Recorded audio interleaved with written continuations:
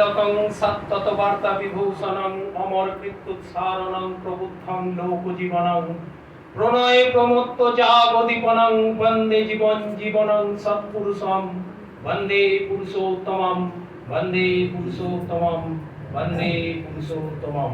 ঠাকুরবাড়ির প্রত্যেকের শ্রীচরণে আমার কোটি কোটি প্রণাম। এখানে উপস্থিত পাঞ্জাদারি কর্মীদের চরণে প্রণাম।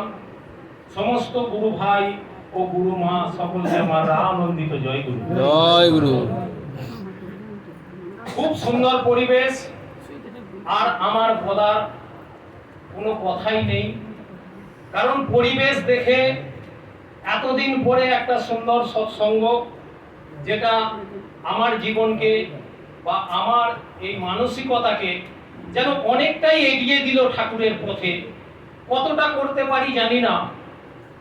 ঠাকুরের একটা বাণী আছে, ঠাকুর বলছেন, প্রশ্ন আমার অস্তে যাক, রহুক যুক্তি সরে, তোমার ব্রত করব পালন মরণ স্তব্ধ করে। আজকে দেখুন, যেভাবে এই দাদারা, যেভাবে এই মায়েরা, যেভাবে আমাদের ঋত্বিক দাদারা, যেভাবে ঠাকুরের কর্মীরা, যেভাবে ঠাকুরকে নিয়ে মেতে উঠেছেন, কি করে সম্ভব, কে করে, কার দ্বারা হয়, কেন করে, কিসের জন্য করে, আজকে সেই উদ্বুদ্ধ, সেই জীবন, সেই মানসিকতা আমাদের কিন্তু প্রত্যেকটা মানুষকে নিয়ে আসতে হবে। আজকে দেখুন এই সুজয়দার বাড়ি, এই যে মা একটু আগে বলে গেলেন, ঠাকুর তো বলেছেন রক্তের সম্পর্ক আমাদের আত্মীয়, কিন্তু গুরু ভাইয়ের সম্পর্ক হচ্ছে আমাদের পরম আত্মীয়। আজকে সেই পরম আত্মীয়র রেসটা আমরা কিছুটা হলেও এই মায়ের মুখ থেকে পেলাম। কি করে হয়, কি করে সম্ভব, এই হৃদ্যতার খাতির, এই আন্তরিকতা কোথা থেকে আসে?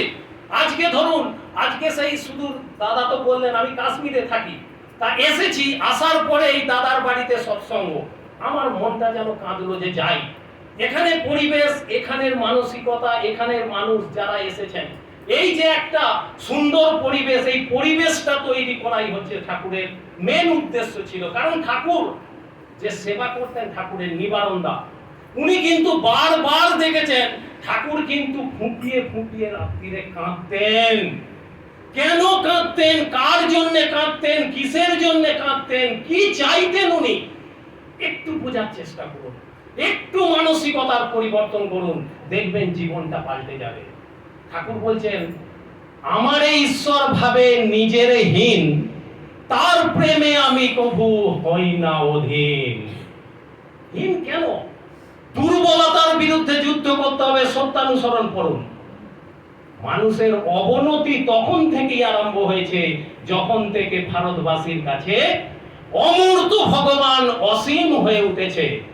দেখবেন এই যে অবনতি, অবনতির পাশে একটা ব্র্যাকেটে দেয়া আছে ডি জেনারেশন। মানেটা জানেন? মানেটা বোঝার চেষ্টা করুন।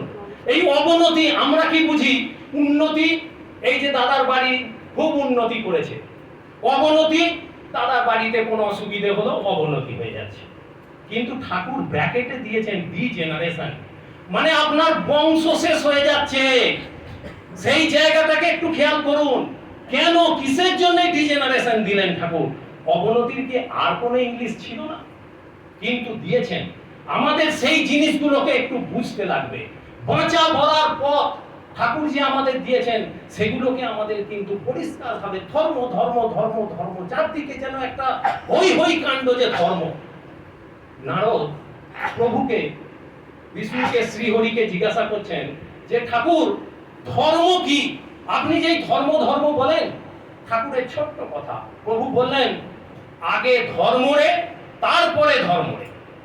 আগে ধর্ম রে, পরে ধর্ম রে, ঠিক বুঝলাম না, আমাকে একটু বুঝিয়ে দিন। নারদ বলছে আগে ধর্ম রে, আগে আমাকে ভালো করে জাপতে ধর, তারপরে তুই ধর্ম করবি। আর এই যে ধর্ম নিয়ে অন্যে বাঁচায় নিজে থাকে, এই ধর্ম বলে জানিস তাকে। আমাদের অন্যের প্রতি এই যে ধ্যান ধারণাটা ঠাকুর শিখিয়েছেন, এগুলোকে কিন্তু আমাদের একটু হলেও চিন্তা ভাবনাটাকে রাখতে হবে, একে অপরের সাথে সহযোগিতা করতে হবে। কারণ ঠাকুর বলছেন, হোস না যোগী হোস না ধ্যানী, গোসাই গোবিন্দ যাই না হোস, যজন যাজন ইষ্টভীতি না করলে তুই কিছুই নস। আজকে এই যজন যাজন ইষ্টভীতি, এই যে শৈলেন্দা ডিপি ওয়ার্কসের কথা বললেন, শ্রদ্ধেয় শৈলেন্দা যে ডিপি ওয়ার্কস করেন, বা এই যে আচার্যদেবের পরম পূজ্যপাদ আচার্যদেবের কাছ থেকে যে কথাগুলো উনি শুনে এসেছেন, আমাদের প্রত্যেকটা মানুষের কিন্তু সেই দিকে একটু হলেও ঠাকুরের চরণে আশ্রয় নিয়ে নিজেদেরকে সেই পথে এগিয়ে দিতে হবে। যাও, এখানে অনেক গণমান্য ব্যক্তি রয়েছেন, আমার বিশেষ কিচ্ছু বলার নেই, কারণ আমি অতি নগণ্য। এইখানে যে এই পরিবেশে আমাকে যে দুটো চারটে কথা ঠাকুরের বলার জন্য এনারা অনুরোধ করেছেন, এটা আমি নিজেকে যে পরম পিতার কাছে কত বড় পাওনা সেটা আপনাদের কাছে আমি ভাষায় প্রকাশ করতে পারবো না।